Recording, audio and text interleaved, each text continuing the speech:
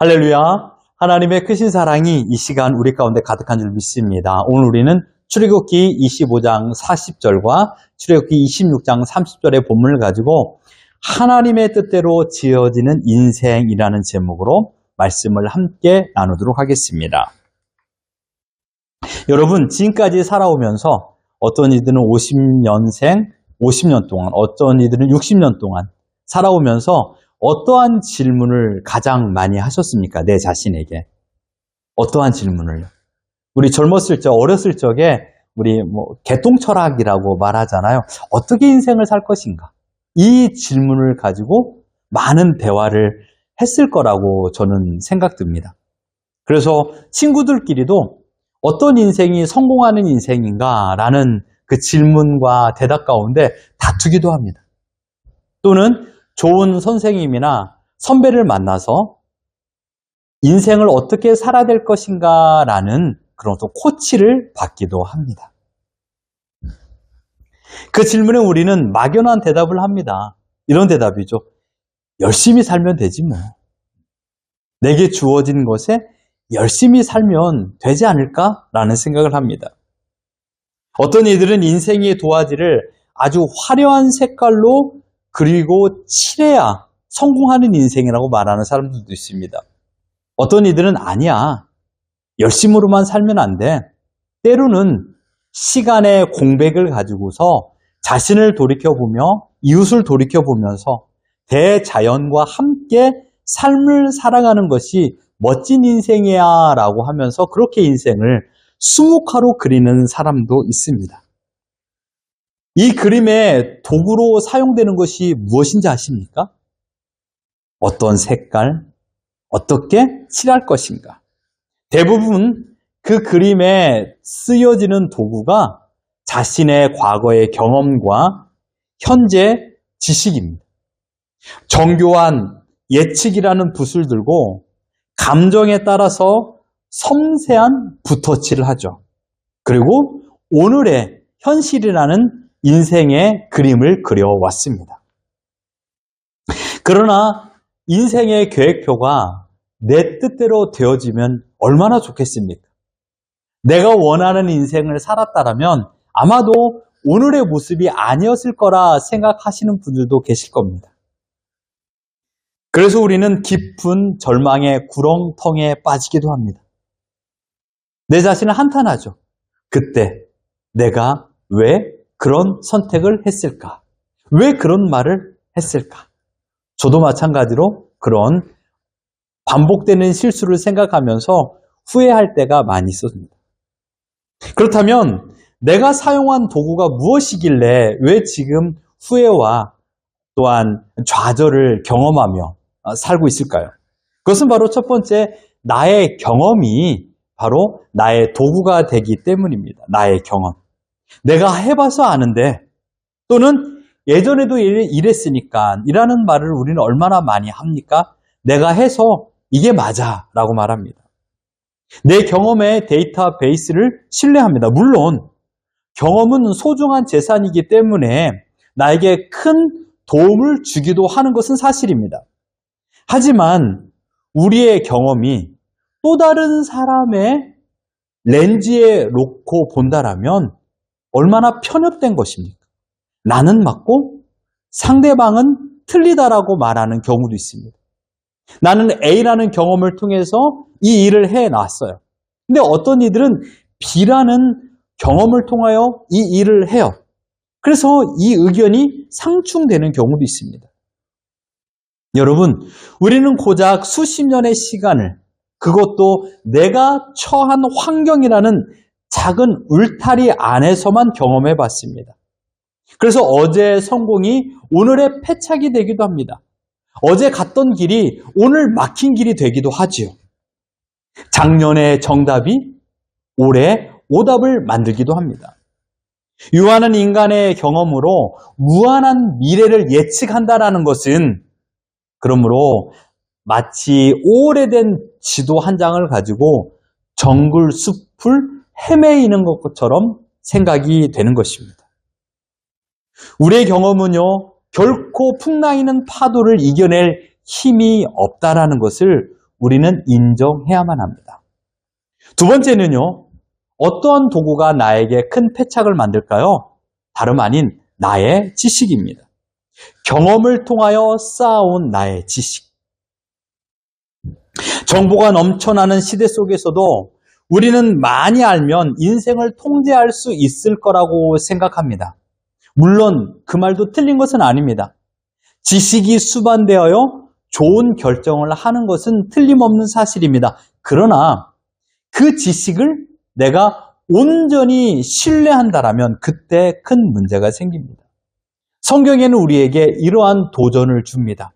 잠언 27장 1절을 같이 한번 읽어봅니다. 시작!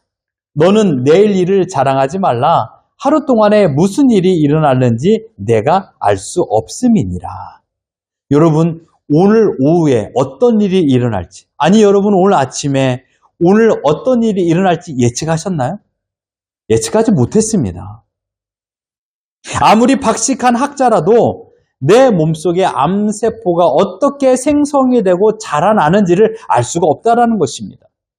아무리 유능한 경제학자라도요, 내일 닥칠 경제적인 위기를 예측할 수 없습니다.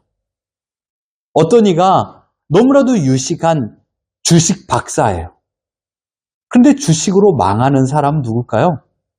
주식을 투자하지 않는 사람이 망하는 것이 아니라 주식 박사가 망합니다. 우리가 가진 지식은 사실의 파편입니다.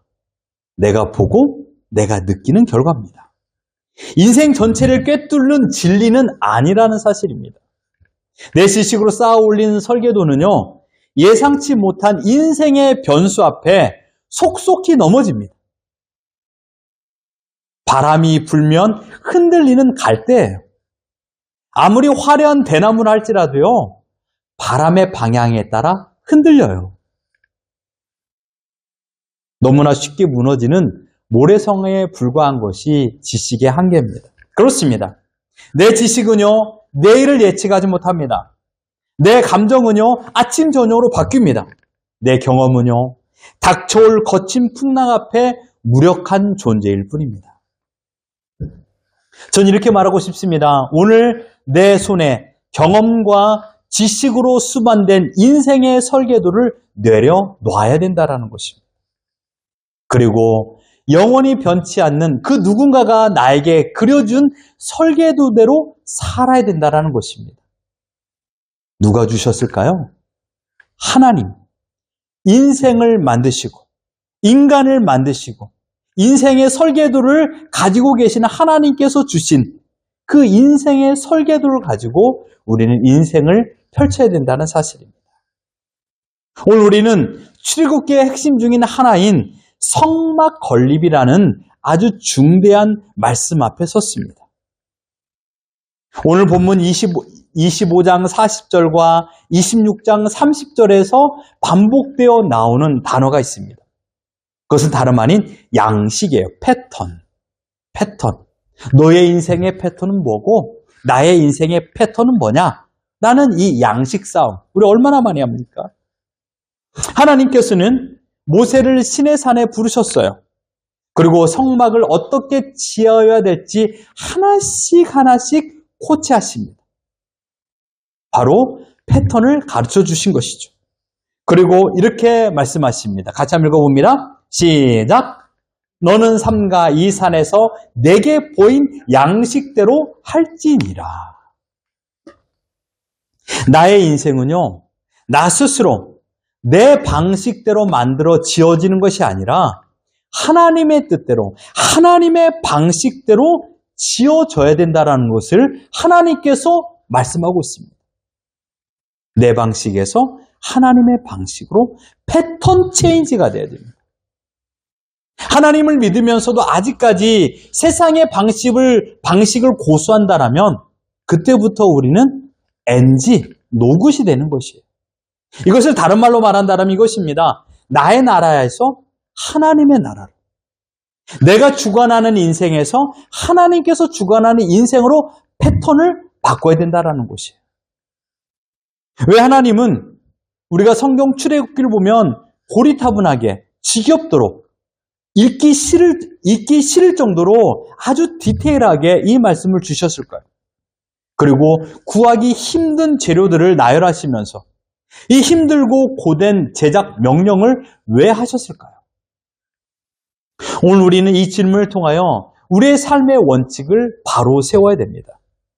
그리고 불가능해 보이는 현실 가운데서도 이미 하나님의 설계도는 완성되었다는 것을 믿고 그 말씀을 따라 하나님께서 명령하신 대로 순종하여 살아가는 우리 모두가 되기를 예수 그리스도 이름으로 축원합니다. 첫 번째, 하나님께서 성막의 재료와 치수, 모양을 하나하나 지명하신 이유는 무엇일까요? 다른 게 아닙니다. 거룩함, 철저한 구별 속에서 시작된다라는 것이에요. 여러분, 성막에 들어가는 재료들을 먼저 보십시오. 하나님께서는요, 흔한 재료가 아닌 특별한 재료를 요구하셨습니다. 무엇입니까? 금, 은, 놋, 청색, 자색, 홍색실, 가늘게 꼰 배실, 그리고 해달의 가죽, 이러한 것들입니다. 여러분, 지금 이스라엘 백성이 거하고 있는 곳은 어디입니까? 광야 한복판입니다. 물도 귀하고요, 풀도 귀한 척박한 땅입니다. 상식적으로 생각하면요, 광야에서 흔히 구할 수 있는 돌이나 흙으로 성소를 지으라고 명령하지 않았어요. 하나님께서 원하시는 재료를 가지고서 그 재료를 사용하여 이 성막을 건립하라고 명령하셨습니다. 왜 그럴까요? 하나님은요, 흔히 구할 수 있는 효율성을 따지지 않습니다. 하나님은 거룩함을 따지십니다. 효율성을 따르지 않고 거룩함을 따르십니다. 여러분, 여기서 거룩은 무엇입니까? 구별됨을 말하고 있어요. 하나님께서 특별히 구별한 것. 하나님은요, 남는 것을 가지고 섬기는 분이 아니에요. 하나님께서 원하시는 것은요, 남는 시간을 원하시는 분이 아니에요. 남는 물질을 원하시는 것도 아니고 남는 체력을 원하시는 것이 아닙니다. 하나님은요, 힘들고 어렵더라도 정한 시간, 힘들고 어렵더라도 정한 재물, 힘들고 어렵더라도 정한 나의 체력, 이것을 원하십니다. 그 특별한 재료를 준비하는 과정 자체가 바로 예배예요. 예배 시간이 예배가 아니라 내가 예배를 드리겠다는 그 마음을 가지는 것 자체가 예배예요. 두 번째로, 하나님께서 나에게 이런 특별한 것을 명령하신 이유는 뭐냐? 다른 게 아니에요. 내 뜻을 내려놓는 훈련을 하게 하시기 위한 거예요. 여러분, 자세히 생각해 보세요. 쉽게 구할 수 있는 흙이나 돌을 가지고 성막을 건립한다라면 얼마나 빠른 시간에 성막을 건립할 수 있겠습니까? 그런데 하나님은 단호하세요. 하나님께서 원하시는 것은 다른 게 아닙니다. 바로 보인 양식대로 하랍니다. 하나님께서 친히 말씀하신 모세에게 너가 본 양식 그대로, 내가 말한 패턴 그대로 하라라고 말하고 있습니다. 여기에서 거대한 충돌이 일어나지 않습니까? 내 생각과 하나님의 생각. 내 생각으로는 빨리, 신속하게 해결하는 것, 이게 내 생각인데 하나님의 생각은 너의 뜻이 아니라 내가 보인 그대로 하라, 이것입니다. 피조물인 인간이 창조주의 하나님의 뜻 앞에서 완전히 굴복하게 하는 것을 하나님은 매일마다 연단하세요. 믿음 생활은 다른 게 아니에요. 계속적으로 우리가 생각하면 반복되는 말이에요. 뭡니까? 내 생각을 내려놓고 하나님의 생각을 선택하는 것. 이것이 믿음 생활이에요. 순간순간마다 벅차오르는 악한 감정이 있을 때도 숨어있는 화산에 돌 하나가 던지면요, 마그마가 운동하기 시작합니다. 그래서 마그마가 한 방울 튀잖아요? 그러면 점점점 옆에 있는 마그마까지 퍼져나가요. 돌 하나 던졌는데 결국은 잠자고 있는 화산이 터진다라는 것이에요. 여러분, 감정이 이렇습니다. 아주 숨어있는 그런 감정인데 나에게 마음에 걸리는 말 한마디를 들을 적에 그때 점점 터져 오르는 거예요. 이때 내 감정을 선택할 것인가 아니면 하나님의 뜻을 선택할 것인가, 이게 믿음이에요. 이때 나의 믿음이 판가름 된다라는 것이에요. 하나님께서는요, 지금 이것을 우리에게 계속적으로 가르쳐 주십니다. 신앙생활의 핵심은 내가 하나님을 위하여서 무엇을 해드리는 것이 아니에요. 신앙생활은 내가 하나님의 말씀에 나를 맞추어가는 거예요. 이게 어려워요. 내가 하나님께 뭘 해드리면 쉽죠. 내가 하나님께 뭘 봉사하면 얼마나 좋아요. 꽃을 드리고 나의 시간을 드리고 나의 정성을 드리고 얼마나 쉽습니까? 내가 하고 싶은 거 하면 되니까. 근데 그게 아니에요. 다시 한번 봉사하기 이전에 하나님께 여쭤보셔야 돼요. 지금 내가 하는 것이 하나님의 뜻에 맞는가? 우리는 무작정 많이 봉사하면 하나님이 기뻐하실까라고 생각하는데 아니에요. 하나님의 말씀에 나를 맞춰야 돼요. 하나님께서 만들어 놓은 틀, 이 틀에 나를 막 넣어야 돼요. 정형화 작업을 해야 돼요. 얼마나 어려워요. 깎아야 되니까.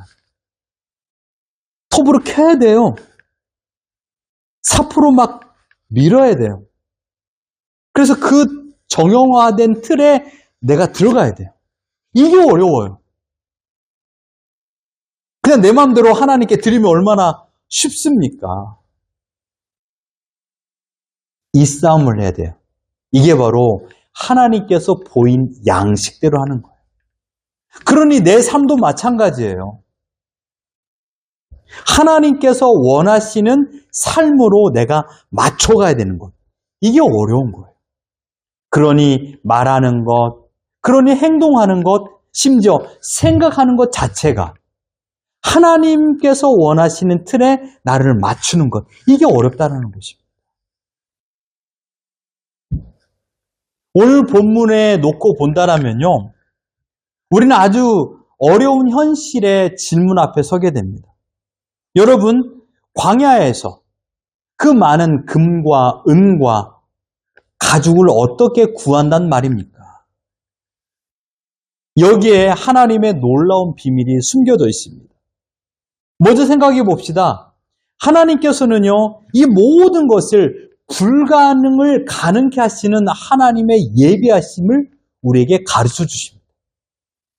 자, 해달의 가죽을 한번 생각해 보십시오. 해달의 가죽.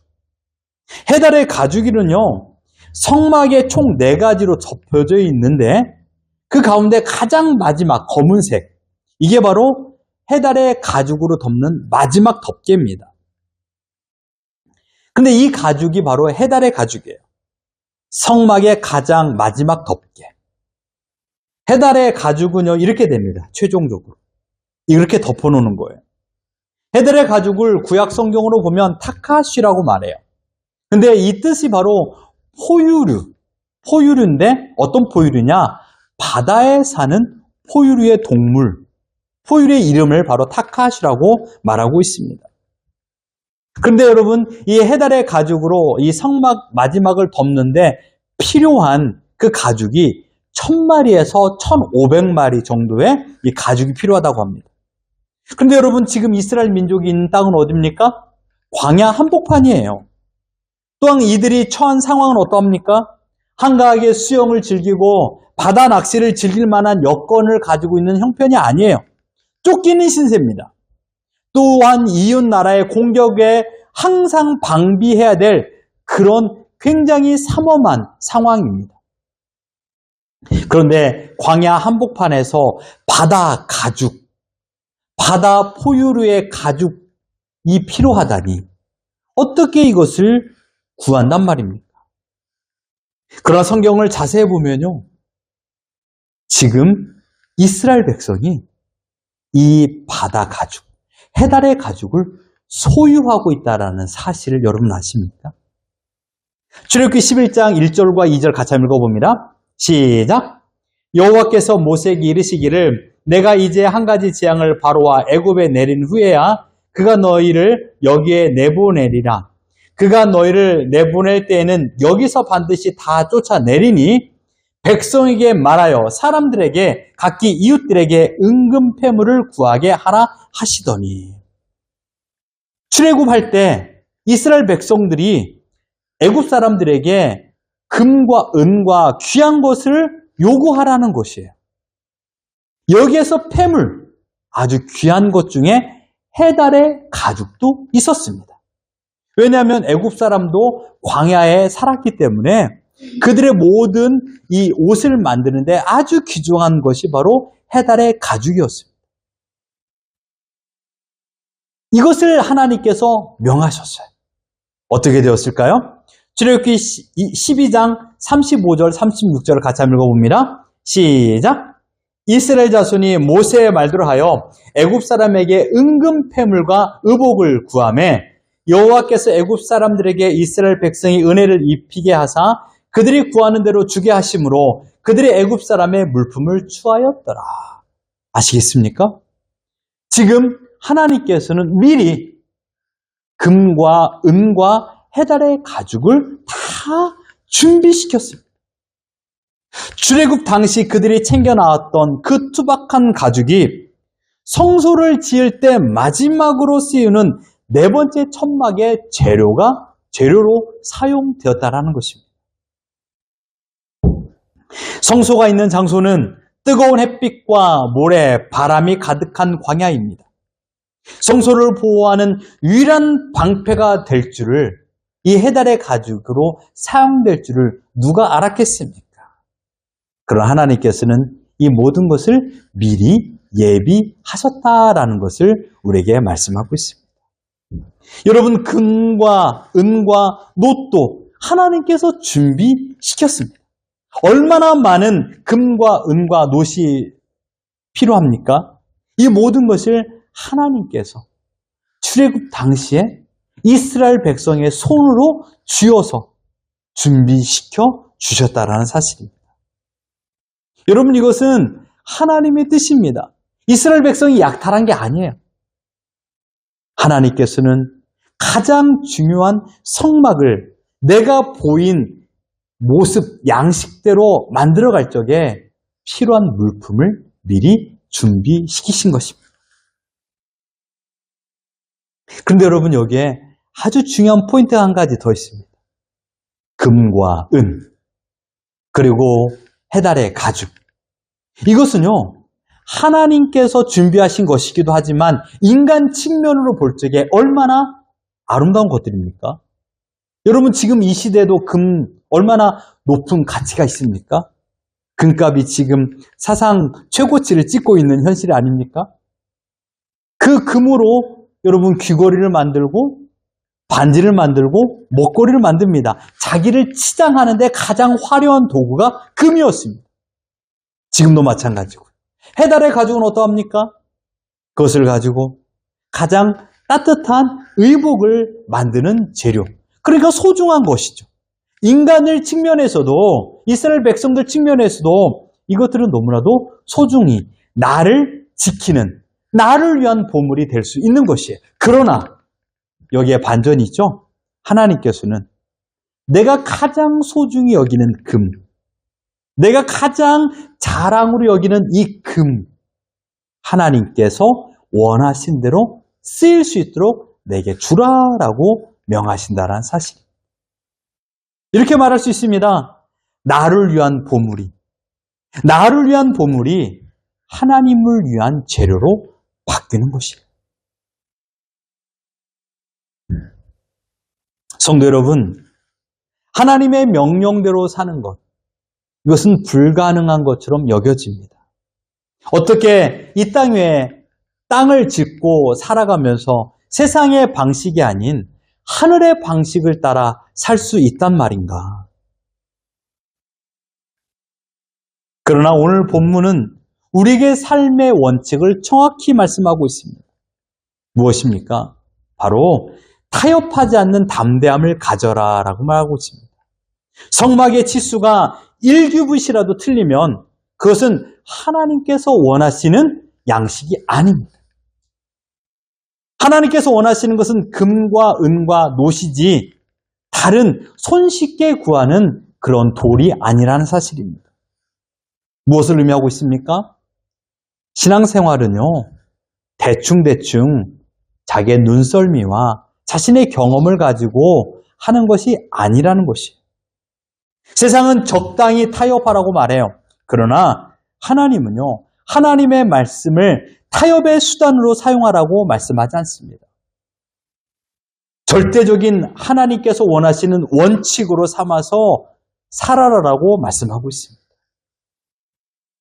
하나님께서 원하시는 틀, 이 틀에 나를 맞추는 것, 타협하지 않은 담대함을 가지라고 말씀하고 있습니다. 두 번째는 무엇입니까? 하나님을 기억하고 하나님의 뜻대로 동행하는 삶을 원하십니다. 아무리 복잡한 성막 제작이라 할지라도 하나님께서 원하시는 것은 하나님께서 이 패턴대로 순종하기를 원하십니다. 하나님께서 이스라엘 백성을 힘들게 하기 위한 것이 아니에요. 그들은 아주 쉽게 이 모든 것을 만들 수 있는 그런 지혜를 하나님께서 주셨어요. 무슨 말입니까? 하나님께서는 이 땅 위에서 우리를 힘들게 하는 삶을 살기를 원하지 않습니다. 우리에게 필요한 지혜를 다 주셨어요. 경험을 해보게 하셨어요. 매 순간 하나님을 기억하게 하라는 것. 지난주 2주 전에도 말씀했죠. 우리 믿음이 무엇입니까? 하나님을 기억하는 것. 너는 나를 기억하라. 이것이에요. 금과 은과 가는게 꼰 배실과 청색 자셀 홍색실을 만들 때 하나님을 기억하면서 하나님의 명령에 순종하여서 한 땀 한 땀 만드는 것이에요. 해달의 가죽을 꿰맬 때도 마찬가지예요. 하나님께서 나에게 원하는 것, 내가 하나님을 기억하고 동행하는 것입니다. 여러분의 일상도 마찬가지입니다. 직장에서 업무를 처리할 적에, 자녀들을 양육할 적에 하나님께서 원하시는 양식을 내가 기억하는 것이에요. 성경에서 말씀하신 것을 기억하고 그 뜻대로 살아가는 것입니다. 이것이 바로 하나님과 동행하는 삶입니다. 우리는 분명 어렵다고 생각하지만 벌써 우리의 손에 이 도구가, 이 재료가 쥐어져 있다는 것을 기억하십시오. 항상 하나님을 떠올리는 것입니다. 말씀을 결론 짓겠습니다. 사랑하는 성도 여러분, 하나님은 오늘 우리에게 도전하십니다. 이렇게요. 지금 당신은 누구의 설계도를 보고 인생을 짓고 설계하고 짓고 살아가고 계십니다. 다시 말씀드립니다. 당신은 지금 누구의 설계도를 보고 인생을 짓고 계십니까? 성공한 워렌 버핏의 가르침입니까? 철학자의 가르침입니까?